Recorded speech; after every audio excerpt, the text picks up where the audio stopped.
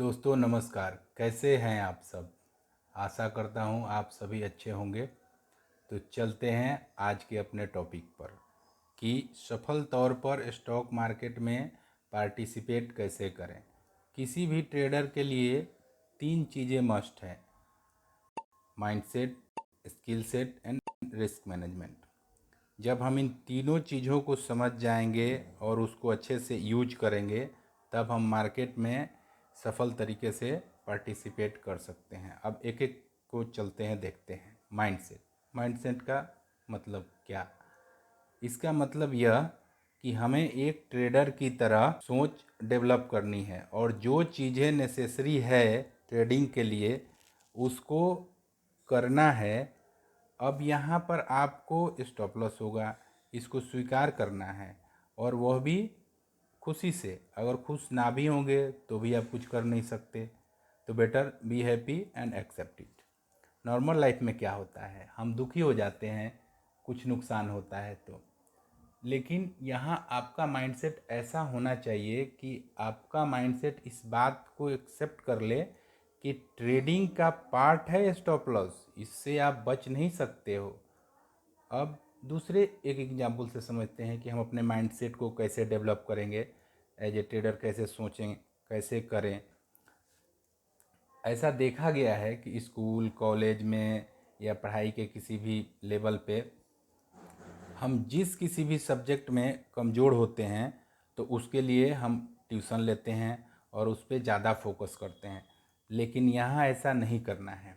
यहाँ पे हमको, हम जिस भी चीज़ में वीक हैं उसको छोड़ दें, क्योंकि यहाँ पे बहुत सारे ऑप्शन हैं और अपने स्ट्रेंथ पे ध्यान देना है। और हाँ, यहाँ पे ध्यान दीजिएगा कि ऑप्शन का मतलब ये नहीं बोल रहा है, ऑप्शन ट्रेडिंग नहीं बोल रहा हूँ। ऑप्शन का मतलब कि और भी दूसरे वैसे ऑप्शन भी एक इंस्ट्रूमेंट की तरह है जिसे सीख समझ के अच्छे से प्रॉफिटेबल तरीके से ट्रेड किया जा सकता है। वो भी तो मार्केट का पार्ट ही है। लेकिन अगर आप किसी इंडिकेटर या टूल्स या टेक्निक में वीक हो रहे हैं, मतलब उसको आप नहीं समझ पा रहे हैं, उसको अच्छे से नहीं कर रहे हैं, तो उसको छोड़ दीजिए। दूसरे किसी को, जिसको जो चीज़ आपको समझ में आ रही है, जिसको आप अच्छे से यूज कर रहे हैं, उसे करिए। तो मार्केट में हमें वीकनेस को छोड़ देना है, स्ट्रेंथ को और स्ट्रेंथन करना है, जिससे कि हमारा जो प्रॉफिटेबिलिटी है या हमारा जो विनिंग रेट है वो बढ़ जाए। ठीक है, तो इस तरह से हम एक अच्छे ट्रेडर के माइंडसेट को डेवलप करने में इस तरह हम जब सोचेंगे तो हमारे लिए ये बेनिफिशियल होगा। अब हम इसको एक एक एग्जाम्पल से समझते हैं। जैसे कि हम लोग यहाँ पे ट्रेड करते हैं तो कोई भी इंडिकेटर टूल्स टेक्निक हम यूज करते हैं। तो सपोज कि हम बहुत सारा इंडिकेटर यूज किए, मूविंग एवरेज, MACD, स्टोकेस्टिक, इचिकोमो, RSI, बोलिंजर बैंड, बहुत बहुत तरह की चीज़ें। ठीक है, तो हमें क्या करना है, अब उनमें से जो हमें समझ में आया रहा है उसके साथ हमें हो लेना है। अब जैसे मैं अपना एग्जाम्पल देता हूँ कि मैं शुरू में बहुत सारे इंडिकेटर्स को यूज करता था, फिर थोड़ा उसमें से कम किया। तो MACD, RSI, बोलिंजर बैंड, ये सब मतलब मैं यूज करता था। लेकिन MACD मेरे को उतना नहीं मतलब ठीक लगा, लेकिन RSI और बोलिंजर बैंड मुझे अच्छा लगा, तो मैंने MACD को छोड़ दिया। क्या करना है हमको, बोलिंजर बैंड से और RSI से भी वही सिग्नल मिलता है। अगर आप किसी ट्रेड में, अगर वो बुलिश की तरफ जा रहा है तो सब दिखाएंगे अपने अपने तरीके से उसमें बुलिशनेस। तो इसलिए जो चीज़ आपको समझ में आ रहा है उसको साथ ले लीजिए और जो नहीं समझ में आ रहा है उसको छोड़ दीजिए और उसको इस लेवल तक लेके जाइए, इतना ना बार उसको प्रैक्टिस करके करके, सो दैट कि वो अच्छे से आपको समझ आने लगे। तो इस तरह की चीज़ों को जब हम अपने माइंड में डेवलप कर लेते हैं, तब हम नॉर्मल लोग जैसे सोचते हैं उससे थोड़ा सा डिफर सोचने लग जाते हैं। अभी साधारण लाइफ में हमें क्या है, अगर हम आज कुछ बोलें कल कुछ और बोलें तो लोग बोले अरे इसके बात का कोई वैल्यू नहीं है।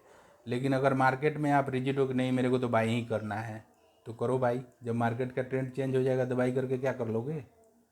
तो यहाँ पे आपको बदल जाना है। तो आपको यहाँ बुरा नहीं मानना है कि यार सुबह मेरा व्यू था चाहे कल मेरा व्यू था, बुलिश साइड का, अभी मैं बेरिश का ट्रेड कैसे लूँ ना। हमें ज़रूरत पड़ी, मार्केट बदल गया, हम भी बदल गए। तो इस तरह के आपको माइंडसेट होनी चाहिए। जो साधारण लाइफ में हमारा माइंडसेट चलता है वो एक उसको अगर उसी तरह हम यहाँ पे लागू करेंगे तो हमें यहाँ पे मार्केट में सफलता पाना बहुत ही मुश्किल हो जाएगा। मुश्किल क्या, इम्पॉसिबल हो जाएगा। तो हम मार्केट के तरीके से यहाँ पे जब हम सोचेंगे, एक्ट करेंगे, तब जाके हमें सफलता मिलने के चांसेस बढ़ेंगे। अब हम चलते हैं स्किल सेट पे। स्किल सेट का स्किल मतलब कि कोई भी योग्यता जिसको कि आप करके कर सकें। अब उसको स्किल को मास्टरी तक ले जाने के लिए आपको बहुत उसमें प्रैक्टिस की ज़रूरत पड़ती है। तो यहाँ मार्केट के एग्जाम्पल में हम देखते हैं कि हम कोई भी ट्रेड करते हैं तो अभी ऐसा नहीं होना चाहिए कि कभी आप MACD से ट्रेड कर रहे हो, कभी बोलिंजर बैंड से ट्रेड कर रहे हो, RSI से ट्रेड कर रहे हो, कभी स्टोकास्टिक से ट्रेड कर रहे हो। तो इस तरह आप एक चीज़ में पारंगत नहीं हो पाओगे। सब चीज़ तो करोगे लेकिन आप फिर उसका मतलब जो एक होता है ना, जो फियर और ग्रीड, जब कभी आपको ट्रेड लेना होगा उस समय आपको फियर तब नहीं आएगा जब आप उसको एक ही चीज़ को अच्छे से ट्रेड किए हुए रहेंगे। लेकिन अगर आप उसमें उसको ढंग से आपने ट्रेड नहीं किया है, प्रैक्टिस नहीं किया है, उसके रूल्स नहीं बनाए हैं, उसके डोंट डूज ये सब नहीं आपने लिख के रखा है, तो आपको निर्णय लेने में दिक्कत होगी।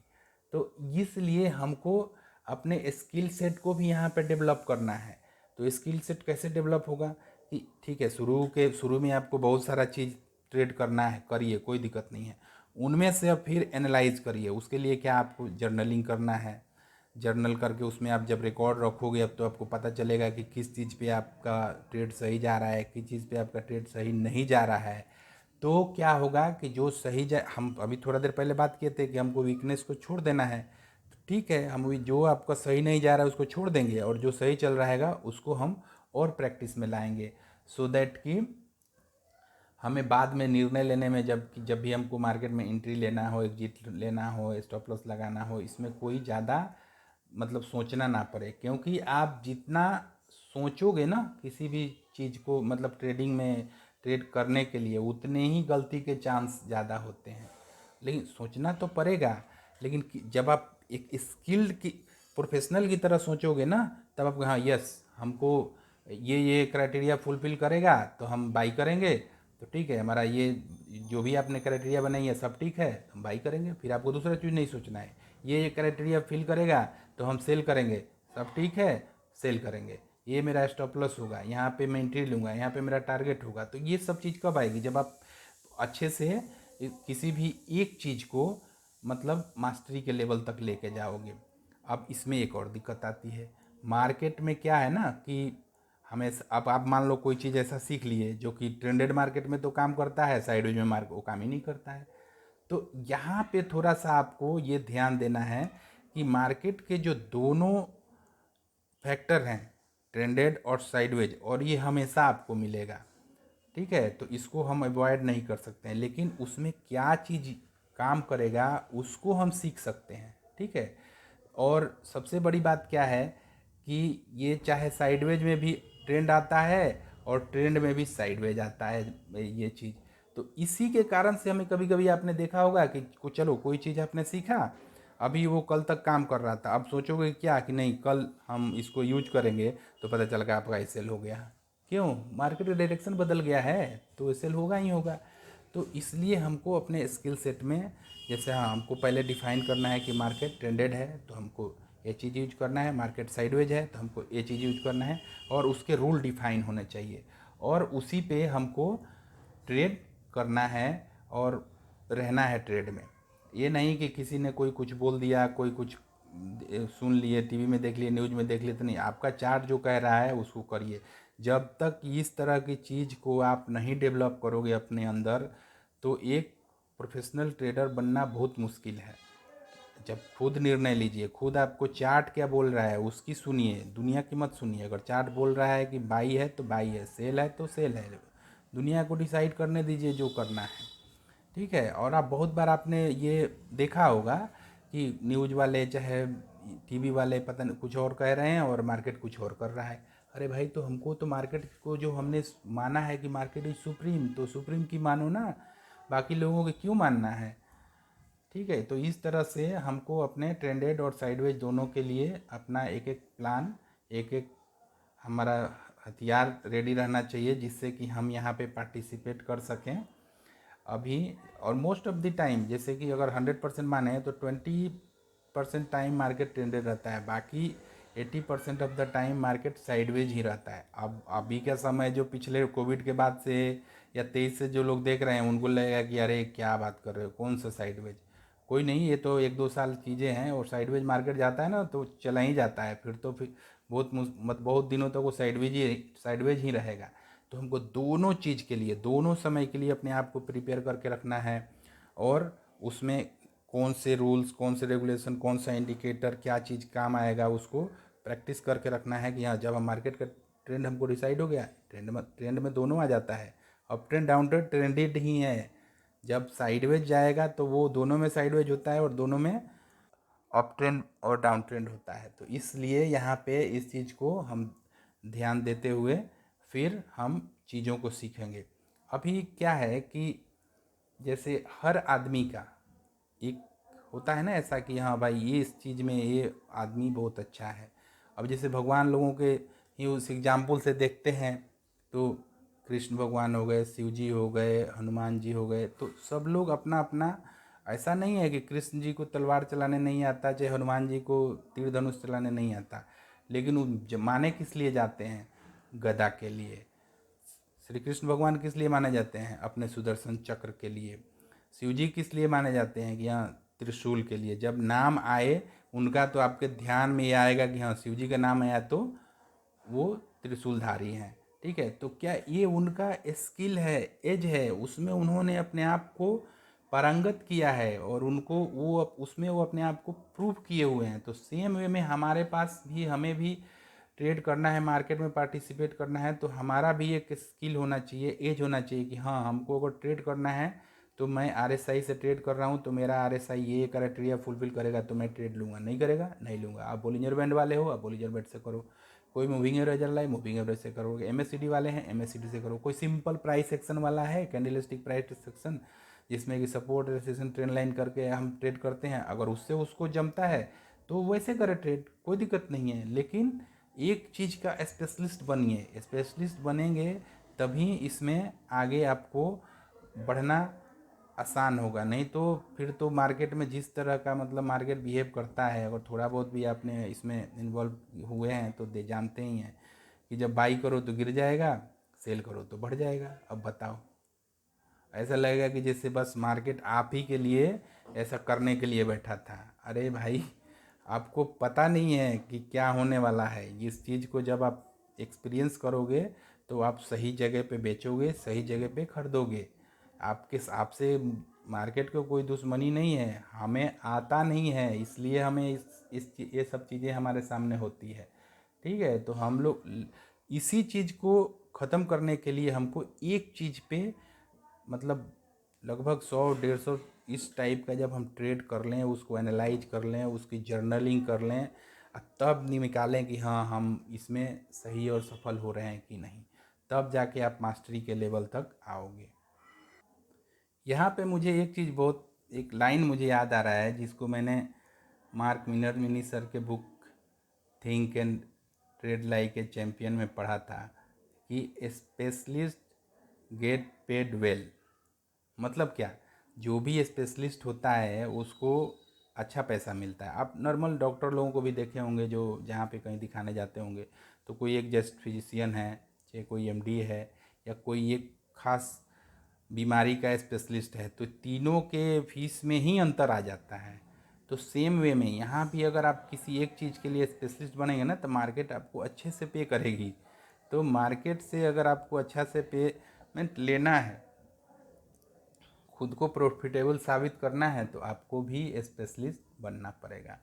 अब जैसा कि थोड़ा देर पहले मैं बताया था कि हर ट्रेंड में मार्केट में अलग अलग इंडिकेटर काम आते हैं। जैसे कि मार्केट ट्रेंडेड होगा तो मूविंग एवरेज अच्छा काम करता है, एमएससीडी अच्छा काम करता है। जब साइडवेज होगा तो RSI और बोलिंजर बैंड अच्छे काम करते हैं, और भी चीज़ें अच्छा काम करते हैं। लेकिन इस यूट्यूब चैनल पे हम लोग इस मूविंग एवरेज को ट्रेंडेड के लिए और साइडवेज के लिए बोलिंजर बैंड और RSI ये सीखेंगे। आगे आने वाले वीडियो में किसी किसी वीडियो में हम लोग सीखते रहेंगे और फिर कंबाइन करके हम दोनों मूव को हम अच्छे से ग्रैब कर पाएंगे। ठीक है, अब आगे देखते हैं कि चलिए ठीक है, ये तो माइंड सेट हो गया, स्किल सेट हो गया। अब क्या एक और चीज़ आया था ना, तीसरा रिस्क मैनेजमेंट। तो ये दोनों चीज़ आपके पास है। आप सोच रहे हो कि यहाँ ट्रेडर की तरह सोच रहे हो, आपके पास एक अपने स्किल भी डेवलप कर लिया किसी भी इंडिकेटर के साथ ट्रेड करने का, लेकिन आप रिस्क मैनेजमेंट नहीं कर रहे हो, तो समझ लो कि आप कभी यहाँ रह ही नहीं सकते। बिना रिस्क मैनेजमेंट के मार्केट में रहना ही इम्पॉसिबल है। इसलिए हमें, लेकिन अब रिस्क मैनेजमेंट करें कैसे? तो यहाँ पे ऊपर ऊपर हम लोग देख लेते हैं कि आखिर रिस्क मैनेजमेंट का जो कॉन्सेप्ट है उसको हम समझ लेते हैं। बाकी किसी वीडियो में हम इसको अच्छे से पूरा एक डिटेल में हम प्रैक्टिकल के साथ, एग्जाम्पल के साथ, लाइव जो अभी किसी ट्रेड में चल रहा है उसमें वहाँ पे हम जाके देखेंगे कि आखिर इसको रियल में करते कैसे हैं। अभी क्या होता है कि जब मार्केट में हमने देखा है कि स्टॉप लॉस कोई नहीं चाहता है कि उसका स्टॉप लॉस हो, लेकिन ऐसा कोई व्यक्ति है भी नहीं जिसका स्टॉप लॉस ना होता हो। ठीक है, तो ये एक ऐसा कड़वा सच है ना, जिसको चाहता तो कोई नहीं है लेकिन होता सबके साथ है। तो अब क्या करें, जो चीज़ें आप उससे बच नहीं सकते तो उसके साथ रहना सीख लेने में ही भलाई होती है। नहीं तो फिर बेमतलब का चिक चिक होता रहेगा। वो यहाँ भी जैसे होता है, कोई कोई सोचता है कि अरे मैंने ले लिया, ये 2-4 दिन में तो ऊपर आ ही जाएगा, और उसके बाद छोड़ देते हैं, स्टॉप लॉस नहीं लगाते हैं। फिर क्या होता है, वो ऐसे धीरे धीरे नीचे नीचे करते चला जाता है। आप चाहे वो एवरेज करो कुछ भी करो, वो नीचे ही चला जाएगा। फिर वो लॉन्ग टर्म वाले हम बन जाते हैं। तो या तो यहाँ पे आप पैसे दे दो, या नहीं तो टाइम दे दो। कुछ ना कुछ मार्केट को तो देना ही पड़ेगा। जिस तरह पहले के ज़माने में, जो उस समय 80s 90s के मूवी में दिखाता था कि लोग की मुंबई में हफ्ता वसूली तो ये एक तरह से आप कह सकते हैं, लेकिन वो निगेटिव वर्ड है, उसको यहाँ पे उसे नहीं सोचना है।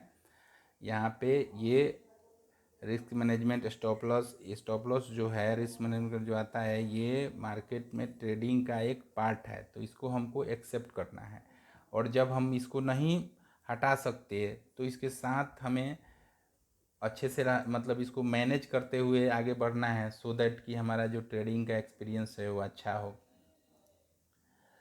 अभी एक समय में ऐसे ही कोई, हम लोग बातचीत के क्रम में कोई स्टोरी में एक आदमी बड़ा एक अच्छा लाइन बोले कि कोई गांव का आदमी था, और वो उसका बोलता था कि यहाँ पे उस ऐसे इस तरह उन्होंने बोला कि इस गांव में रहना है तो हाँ जी कहना है। तो सेम वे में आपको ट्रेडिंग में रहना है तो स्टॉप लॉस लेना है। हाँ, बस ये ध्यान रखना है कि जो स्टॉप लॉस हो आपके रिस्क के अंतर्गत आता हो, और ये रिस्क के अंतर्गत कितना होना चाहिए, क्या होना चाहिए, इस पे जब हम वीडियो बनाएंगे तो बहुत अच्छे से समझा देंगे उसमें। फिर आपको इसके प्रति जो भी निगेटिविटी है ना, वही निकल जाएगा दिमाग से।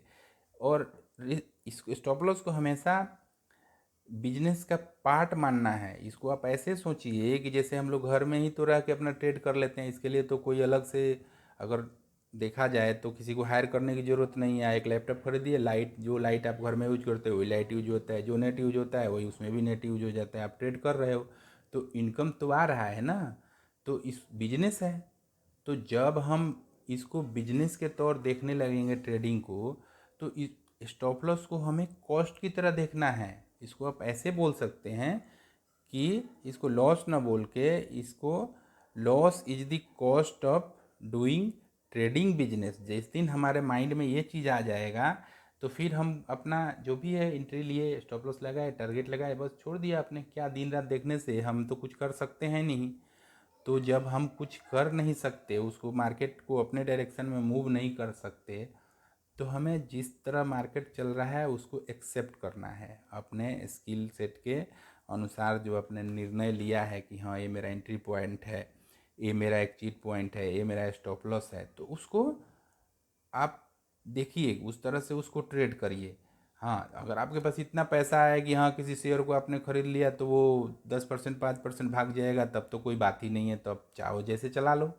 लेकिन अगर आपको मार्केट के साथ चलना है, मार्केट को आप बोलते हो कि मार्केट इज सुप्रीम, तो मार्केट के नियम कानून को मानना पड़ेगा। और इसमें ये चीज़ हमारे ट्रेडिंग के पार्ट में आता ही आता है, रिस्क मैनेजमेंट। इससे आप कहीं भी बच नहीं सकते हो।